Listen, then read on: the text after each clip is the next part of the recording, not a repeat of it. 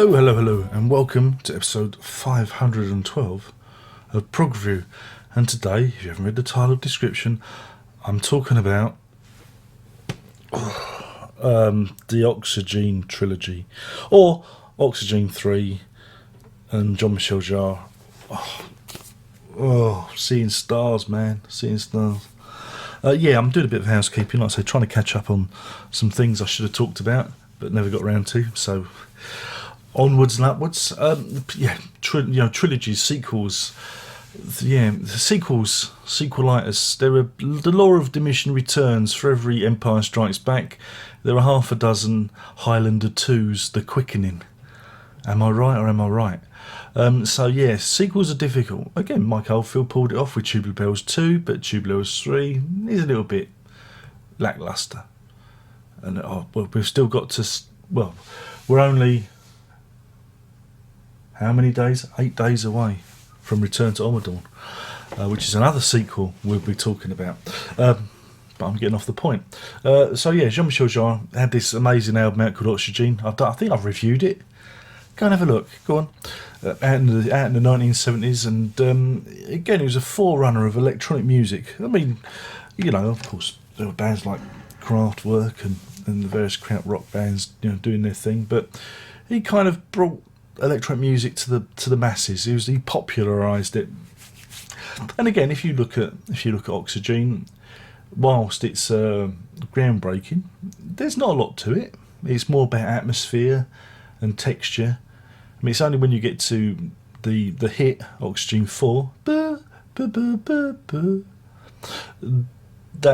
you can prick up your ears and take interest.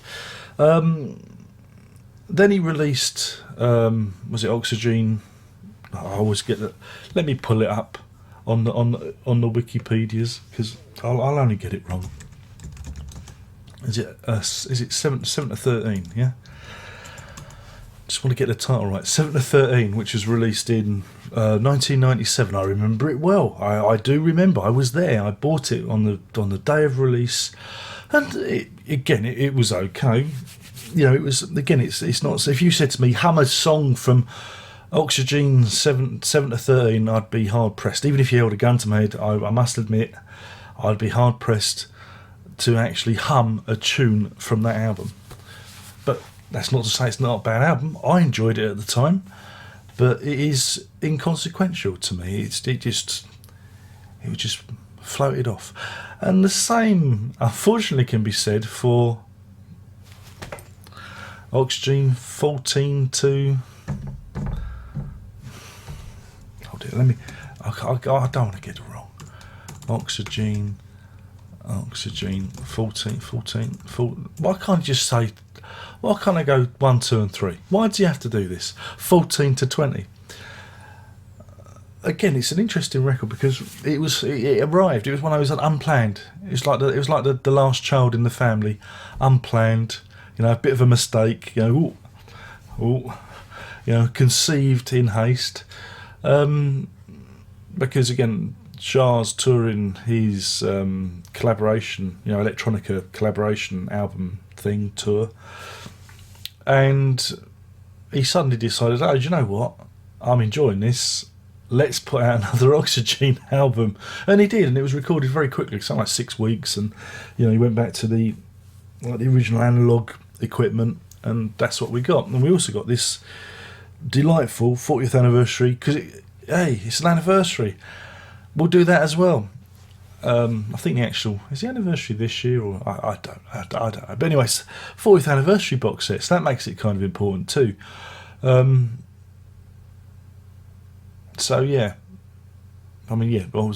Oxygene was 76. The other one was 97. So So 21st. So it would have been 21st, 40. I'm zipping off into space, and that is what Oxygene 14 to 20 is a bit like. It's about a space journey, and again, I think Jarre himself has said it's about journeying out to space and returning to Earth. That's the kind of concept, the imagery that he wants to evoke with the music. Again, it's interesting to hear these old sounds again. There's lots of old synthesizers on there for you electronica buffs. You know, you're not going to be disappointed. You're not going to be disappointed. There's lots of old gear there, and there are moments when it does actually reference the first album. There's a little. Won't give it away if you haven't heard it. There's a little Easter egg, if you can have such a thing on an album. But again, I'll be hard pressed. Well, no, I can actually hum one of the tracks from this. See, I can hum one. I can't do that with the other one. Yeah, Oxygene, I think it's 17, is like the single. It's a bit like Oxygene 4, is that it's got a real good catch if they released it, you know. Not that you'd release it today because does anyone buy singles anymore? It's digital downloads or whatnot. But it's the catchy tune. And this is the thing about Jarre, even though some of these records are a little bit slight and a bit fey and kind of wash over you, he does have an ear for a catchy tune, and he does it with this record. So Oxygene 17, it's always numbers. I thought it was very good. I enjoyed it. I thought it was very good. But again, the rest of the album is like, it kind of washes over you, and I don't know if that's a good thing or a bad thing. It's not like I didn't like it. It's just I didn't necessarily get. And this is the same with the previous one. Whereas Oldfield deliberately ties albums together, and you can hear, oh look, that's a little bit of a theme from, he reconstructs Tubular Bells, and there's the little piano theme, The Exorcist. It doesn't like it when you say theme from The Exorcist. But where he reconstructs themes and you can hear patterns, and the DNA is the same. I would argue the only DNA shared here is the instrumentation. You don't get boom, ba-do-dum, boom, boom, boom, boom, boom, boom, boom. That's me kind of doing a remix of Oxygene 4. You don't get a real apparent musical DNA between these albums. They just, they sound a bit similar because it's the equipment. But musically, I don't see the connection. I don't really see the connection between them thematically, but maybe I'm just not listening to it properly. I don't know. Some would say, Darren, you're not listening to it properly. I've listened to this album a lot, and I listened to the other one a lot as well when it was released at the time. Again, I enjoyed it. I enjoyed listening to it. But they don't jump out at you. Same way with Oxygene. It's very hard for you to hum only the hit. I feel like I repeat myself. So, Oxygene, I enjoyed it. It's nice, and I liked Oxygene 17 a lot, but he said it's the last one, so there you go. On to the box set. Now, you've got this lovely box set. I've done an unboxing of it. Go on, go and have a look. I'm not putting links. Go on. Don't be lazy. And so you got this box set, and it was very expensive. Luckily, I pre-ordered it when it was cheaper and had a voucher. It's always good to have a voucher, and so I didn't pay full price. I'd be very hard to pay £150 for this, because I think there's the RRP of the set. I'd find it very, very difficult to justify it. What you get is you get 3 CDs, obviously, and then you get the albums on clear 180-gram audiophile style vinyl, which are nice, and a booklet. Now, I was looking forward to the coffee table booklet. I was thinking there might be, an essay or two explaining the history of the albums, where they all came from, that kind of thing. It's not. It really is just like a coffee table book of, here's some pictures of the equipment that I used and a little bit of blurb underneath, which is nice. It's nice to look at, but for me, it's lacking. I wanted like real history. I wanted a documentary. I wanted it to be a document of the 3 albums. Some people say, it's overkill. There's vinyl. There's a CD. It's par for the course these days, isn't it? But then doesn't it really justify the cost, because CDs cost pennies to produce, vinyl a little bit more, and it's not like you're getting 6 albums of different material. You're getting 3 albums doubled up. The quality of it is very, very good. Lovely quality. The buying point, if you don't realise, is the Oxygene.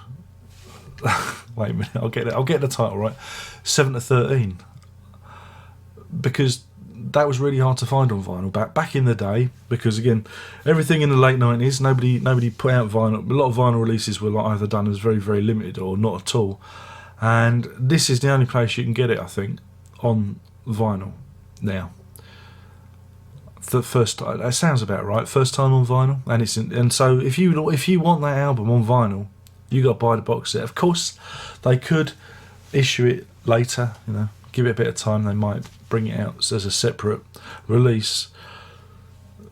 But I think it's actually cheaper to buy the box set and get the Oxygene 7 to 13 vinyl than it is to actually pick up a copy of Oxygene 7 to 13 on vinyl from 1997. So there you go. So if you are a fan and you have a hankering for a complete set, this is the only way to go. It is expensive. We shouldn't encourage these people. So yeah, the box set is a little bit of a misfire for me. A little bit of a misfire. So we got to rate. How are we going to rate this? We're going to rate the Oxygene the 14 to 20 album. I really like Oxygene 17. I really like that. It is the jewel amongst the foggy mist that is the surrounding tracks on the album. Don't get me wrong, it's pleasant, it's nice, it's ambient, it's electronic, but again, a bit like its forebear, it's the hit that makes it memorable, And I know there's going to be a lot of people who say, Darren, you're wrong. Oxygene is very memorable.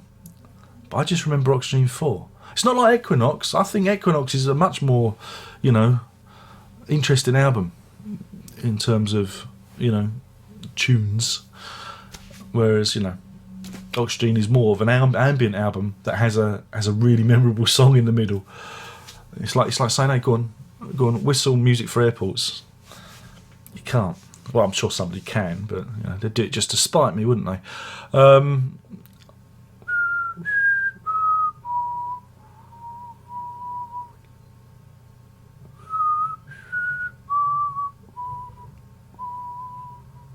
So I can do a little bit of it. So anyway, yeah, back to stop going off tangent. People don't come here for the tangent. They come here for the meat and gravy. They come here for the cock and balls of the review, and this is what we're getting to, the cock and balls of it, sir. I like the album. I really like Oxygene 17, but it's slight. So I'm going to give it 3. Da da da da da da da da da da da da da out of 5. I'm not going to do that one again because I've forgotten the tune already.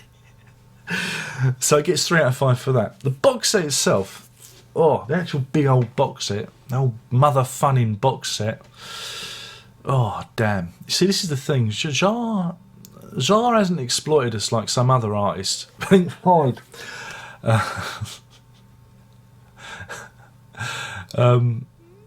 So him doing a box set, like a proper box set, they're few and far between. So it's a bit of a novelty really to get a Jean-Michel Jarre box set. Bit of a novelty that. So it's got a novelty value to it.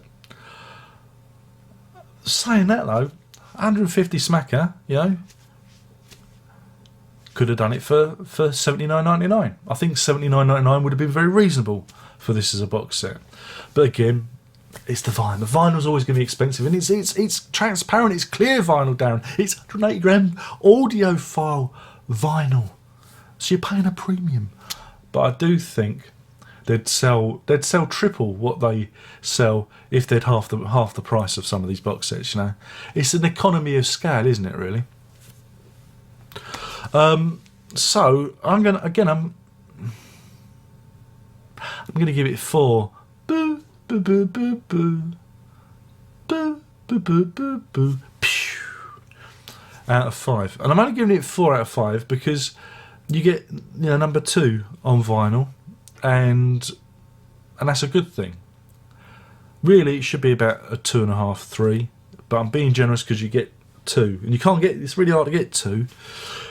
So there you go. I mean, that rationale is just bullshit, isn't it? They're thumbsing it down, thumbs down, thumbs down, thumbs down. Darren, you're getting it all wrong, son. You've got to be consistent. I can't. I'm human, and so my reviews will always be inconsistent because I come from here, come from the heart, not from here. I never use that. I always use that. So yeah, I mean, I like the box set. It's a nice thing. It's aesthetically, it's a nice thing to own. I want to cuddle it, you know. I don't want to sell it. I like seeing the spine in my record stand when I walk past it every morning. I go, Oxygene. Oh. It makes me feel good to look at it. So in that way, it's a success. You know, it's a thing that has value. You know, it's a nice thing, but it's an expensive nice thing. And sometimes nice things don't have to be expensive. I think I'll end it there.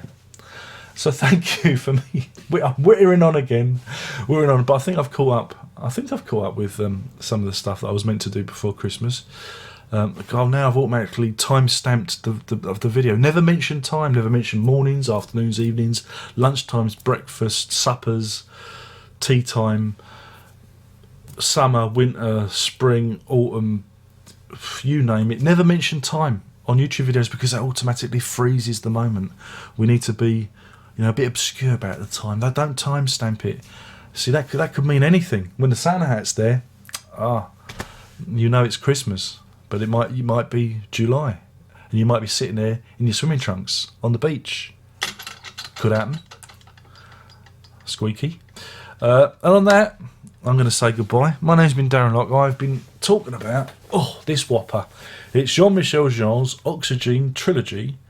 I've also been talking about the Oxygene 14 to 20. He says, pretending he knows what he's talking about, and yeah. And it's really heavy. And there you go. And yeah, thanks for watching.